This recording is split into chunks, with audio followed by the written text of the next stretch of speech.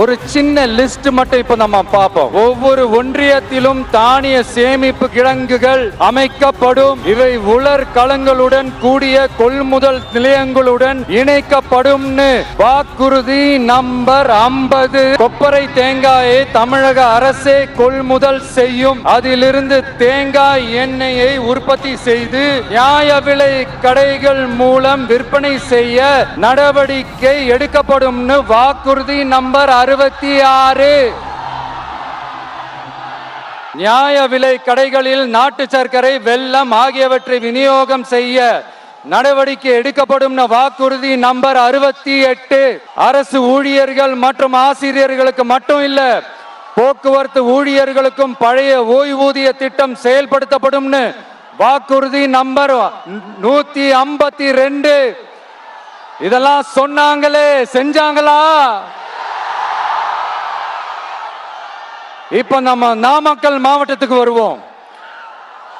ஒரு நாளைக்கு 5 கோடி முட்டைகள் உற்பத்தி செய்யப்பட்டு உலகம் முழுவதும் ஏற்றுமதி ஆகிற இந்த நாமக்கல் மாவட்டத்தில் அந்த முட்டைகள் வீணாகாம பாதுகாப்பா வைக்க முட்டை சேமிப்பு கிடங்குகள் அமைக்கணும்ன்ற அந்த கோரிக்கையும், பாக்டீரியா மற்றும் வைரலாஜிக்கல் பரிசோதனையை மேற்கொள்ள ஆராய்ச்சி மையம் அமைக்கணும்ன்ற கோரிக்கையும் பல ஆண்டுகளா இருக்கு. ஆனா அதை இதுவரைக்கும் ஆண்ட கட்சிகளும் சரி, இப்ப ஆளும் கட்சிகளும் சரி, அத பத்தி கொஞ்சம் கூட யோசிக்கவே இல்லை. அப்புறம் திமுக எம்எல்ஏவுக்கு சொந்தமான ஒரு மருத்துவ கல்லூரியில் நடைபெற்ற கிட்னி திருட்டு, அதுதான் நாடறிஞ்ச விஷயமாச்சு. அத நான் திருச்சியிலே பேசியிருந்தேன். ஆனா அதுல நம்ம நாமக்கலை சேர்ந்தவங்க தான் அதிகமா பாதிக்கப்பட்டிருக்கிறதா சொல்றாங்க. அதிலும் குறிப்பா விசைத்தறியில் பணிபுரியும் ஏழை பெண்களை குறிவைத்து அந்த கிட்னி திருட்டு நடந்திருக்குன்னு சொல்றாங்க. இதுல ஈடுபட்டவங்கள யாரா இருந்தாலும் நம்ம ஆட்சி அமைஞ்சதும் கடுமையாக தண்டிக்கப்படுவார்கள்.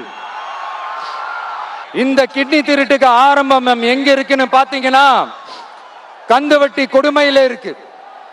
அதாவது விசைத்தறி தொழிலாளர்களோட வாழ்க்கை தரத்தையும் பொருளாதாரத்தையும் இந்த ஏமாற்று மாடல் திமுக அரசு மேம்படுத்தாத காரணத்தால அவங்க கிட்னி விற்கிற அளவுக்கு தள்ளப்பட்டிருக்கிறாங்க.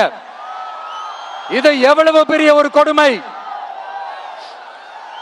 விசை தொழிலாளர்களோட வாழ்க்கை தரத்தையும் பொருளாதாரத்தையும் மேம்படுத்த தேவையான தீர்வுகளை யோசிச்சு உறுதியா எங்க தேர்தல் அறிக்கையில சொல்வோம்.